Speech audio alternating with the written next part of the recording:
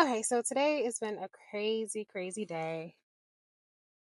I want to talk about officiating weddings as a notary, but keep in mind you do not need to be a notary to officiate weddings. Hey, it's Gail, the baking notary. So today I want to talk about officiating weddings as a notary. So you do not need to be a notary to officiate weddings. You can get ordained online for free and officiate weddings. And this is a really, really good side hustle for anyone who doesn't mind talking in front of people. This is a really good side hustle for our introvert extroverts out there as well. So, first, let me tell you about my wedding today. So, I had a wedding in the jail prison system in Nashville, Tennessee. And keep in mind with these appointments, you have to jump through a lot of hoops before you actually get an appointment. So, sending in your credentials to the chaplain, they can check it out. It takes them forever to get back to you. They do not care. And then you're going to have to wait for your appointment. So, it took us at least a month and a half to actually get an appointment for this wedding. So we had an appointment for 11. We got there at 10:30. We were early because they told us that it might take a little while to get through security. We were fully prepared. So we get there. The bride asked them prior to arriving, what is the dress code? They told her, and nothing inappropriate was their word. Nothing inappropriate. So she had on a black dress, long dress, covering her knees with sleeves, but she had on open toe shoes. So she was there before me. So I got there at 10:30, and when I walked in, she told me that they told her she couldn't wear the shoes, but the chaplain was going to double check and see if they were going to let her in. So we stood there talking for a little while, and I told her I do have some boots that I keep in the trunk. I can run and get them if they don't let you wear the shoes. So we just waited for a few minutes. It didn't take them more than 5-10 minutes to get back to us. The chaplain came over, introduced himself, and we went over to the counter, and the security guard just told us to go ahead and go in. So we went through the scanner. They gave us a key each to put our things in a locker. So I was able to take in my notary items, my notary book, pen. I just left the bag, but I took my pen and my notary journal in with me because I would need to obviously check their ID. So she carried their IDs and her wedding license. So we took off our jackets. We're going through security. She goes ahead of me, and then someone else told her that she couldn't wear the shoes. So I said, I'll go ahead and run and get those shoes out of my trunk. I wasn't parked far from the door. It took maybe 2 minutes, if that. I get back, she's switching out the shoes, and she was asking me what size it is. And I told her they're about a 7, 7.5. I've had them in my car, I didn't remember. So we were standing there, she was switching out the shoes, and a lady security guard was standing next to us. She said, and if her shoes don't fit, I have a size 9 work boots that you can put on. So problem solved. We're going to get this done. She's going to switch out the shoes, put her open toe sandals in the locker, and we're just going to go through them. That's what the thought process was. So literally as she's unstrapping her sandals, the chaplain comes over and says, this is too much. We can't do this. She's like, what's too much? And we're like, yeah, what? Like she's like, I'm switching out the shoes and I have shoes so we can get this done. Mind you, it took us a month. And she's been working on this prior to getting me to come in for a few months before. So she's like, you're gonna have to reschedule. This is too much. I'm not doing this. He was so nice when he came over to introduce himself, but now he has this like little snappy attitude with us. And we literally were on time. It wasn't even 11 o'clock yet. We weren't late for our appointment. He's like, I'm not doing this. You're gonna have to reschedule, and I'm not going back and forth about it. Really weird, really crazy, really random.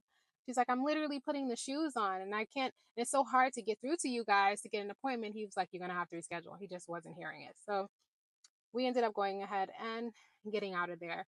But it was really weird. So saying all of that to say, weddings are usually quite easy, but when you're dealing with systems, you have to be very, very patient when dealing with the jail and prison system because they're not there to help. I still collect my travel fee, of course, because I was present. She ended up giving me half of what I was going to charge her, which was fine because it was really just such a waste of time. So now we have to wait and do it again and reschedule. Okay, so Let's talk about officiating weddings. I get at least one a week, averaging about $200 plus per ceremony. A lot of my ceremonies are in people's homes, so I'm going to their home. It's usually just them or a few family members, and usually not a big crowd. So I'm in and out. Some people, when I ask questions like, "Are you okay with scripture? Are you non-religious?" Um, so I've done all types of weddings, same-sex weddings, age gap weddings. Doesn't matter. You want to get married? You're in the state of Tennessee. If it's legal, I'll do it. All right, let's talk about actually officiating weddings as a notary public, or again, you do not have to be a notary to do this. You can easily get ordained. So first thing you want to do is check your state laws because each state have different rules. So as a notary, there are a few states that you can actually use your commission and you don't need to take any additional steps. So I do have a list. So Florida, Maine, Nevada, South Carolina, Tennessee, Montana, Indiana, and Minneapolis. You can use your notary commission to officiate weddings. So you can literally get started today. If you are not a notary and you are thinking about officiating weddings as a side hustle, this is also for you. Most of the time, it's just myself and the couple. Sometimes there's a few witnesses. I've had one of the partners' mother and father there. I've had a few friends and family, and I've had a full wedding party a few times. So I've officiated weddings in hotels, but 90% of my work will be in someone's home. It's fairly easy to get started. So there are so many places that you can actually get listed as an officiate. So Thumbtack being one of them. That's probably where I get 90% of my officiating jobs. If you're thinking about becoming a wedding officiant, there's a list of places where you can get listed as a officiant. So let's start off with your wedding vendor platform. So you have the Knot, Wedding Wire, Zola. You have your gig-based platforms like Thumbtack, Bark, Gig Salad, TaskRabbit. These are all places that you can be listed as an officiant. Also, of course, you want to utilize social media, Instagram, Facebook, TikTok. You definitely want to use it. You want to put up posts and show people what you do. So as you start to grow, ask the groom and ask the couple if they wouldn't mind taking a picture. Sometimes they will let you record. So you want to ask these questions so you can use that footage as content. So also local directories, speak with photographers, speak with bakers. I'm a baker, so I have that connection with brides. Most of the time I can say, or if someone asks me to officiate a wedding, I'll throw in, hey, have you gotten your cake yet? So I use my officiating and my baking business in one at times. So now that you know where you can go to get listed as a wedding officiant, you're already a notary, get started right away. Now, if you're not a notary and you also want to start officiating weddings, you want to get ordained. You can literally get ordained online for free.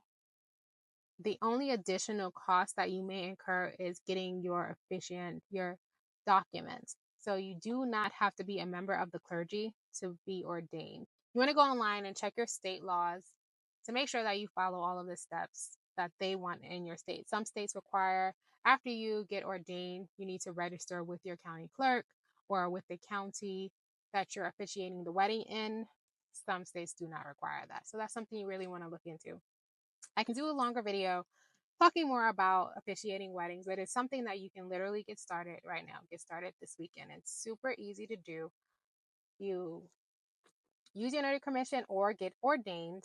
Get yourself listed on every platform you can possibly think of and just get started. It's not hard. You want to then also, of course, get a script together. So you can get a basic script that you can do at every ceremony, memorize it. Don't memorize it, write it down. Have it in a book or something that you can hold and read in front of you. It's fairly easy to get started. So you also want to have different versions of your script depending on the couple that you're going to marry. Religious, non-religious, do they want to have scriptures in their ceremony or not? Those are things you want to make sure you ask prior to the appointment day. If you forget, just ask them when you get there. Just have your script in a place where you can easily get to it.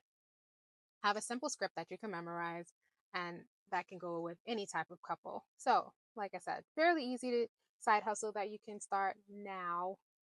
but just keep in mind some appointments might take a little bit more patience. As far as your fees go, you can have a base fee for an hour. Most ceremonies will be 15 minutes. The other time is usually just waiting around and waiting for the bride to fix her dress, or there's usually something going on where you may have to wait a few moments. So sometimes I've been in and out of weddings in 22 minutes, I've counted. So it's something you can really do and charge. You're still going to charge that base fee for an hour. You can add another $50, $100 for that second hour if the time goes over, or if they know for sure they want you to stay. Some couples like you to stay and take pictures. There's so many things that could happen, but it's usually an hour appointment or less. So again, this is something you can get started now.